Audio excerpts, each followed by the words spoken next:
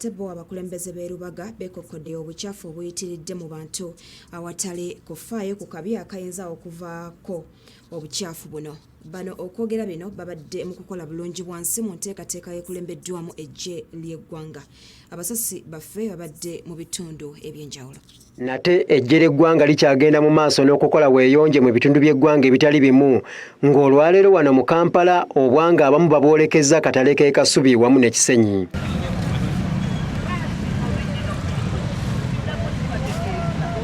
RCC w'erubaga Kabonga Daniel Sentamu wakati ng'eggye ly'eggwanga likola bulungibwansi avumiridde bannakasubi okukuuma obucaafu ekigenda okubaviirako endwadde eziva ku buligo. Tugamba abantu nti no bafeeyo nnyo okulaba nti no kino kye tukoze olwaleero bakitwale mu maaso kibeere nga kyalubeerera, ate tukubiriza n'abo abeewaayo okulaba nti no batwala ttenda ez'okuŋŋaanya kasasiro.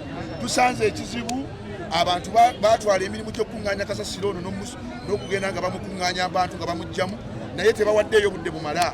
Meja General Sam Kawagga akulembeddemu okukola bulungibwansi mu bitundu by'erubaga agamba bakwongera okukola omulimu guno bwe kinaaba kyetaagisa. Waliwo abali e Nakawa, so buli wonna we tuli UPDF weri tuvaayo ne tugenda tukola ne tuyamba ku bannanchi.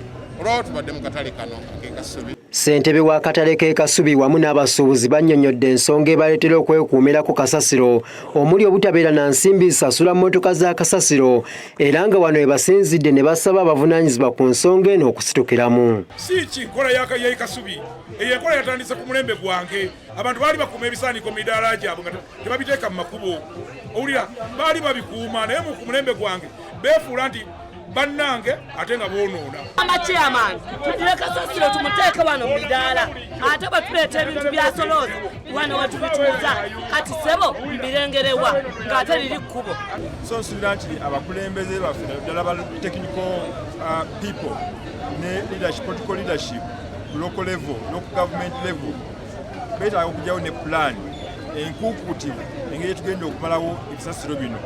Wabula beebazizza omulimu gw'okubayonja ogukoleddwa eggye ly'eggwanga. Ate Masaka bamukwata mmundu bakedde kwenyigira mu kuyonja ekibuga Masaka ng'ebimu ku bikujjuko by'okujjukira olunaku lwa Tarehe 6.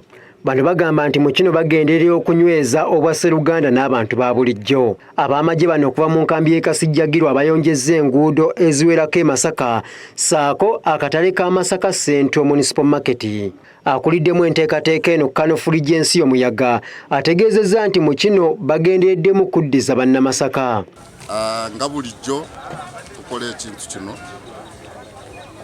nga tujjukira we twatandikira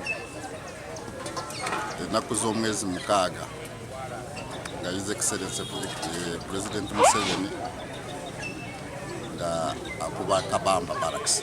Embeera bw'eti era bw'ebadde mu kibuga Mukono ng'eno nayo bannamagye bakedde mu malwaliro obutale ssaako n'ekibangirizi kya bannamakolero nga wano babadde beegatiddwako aba LDU ne bayonja ebitundu bino.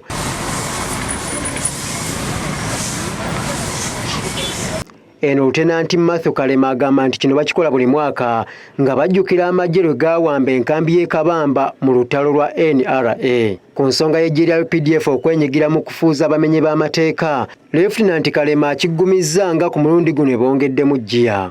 Naffe ekigendera kyaffe tulwanyisa nnyo ababbi abasiba abantu. Oli bw'abassa omuntu naffe tumutta.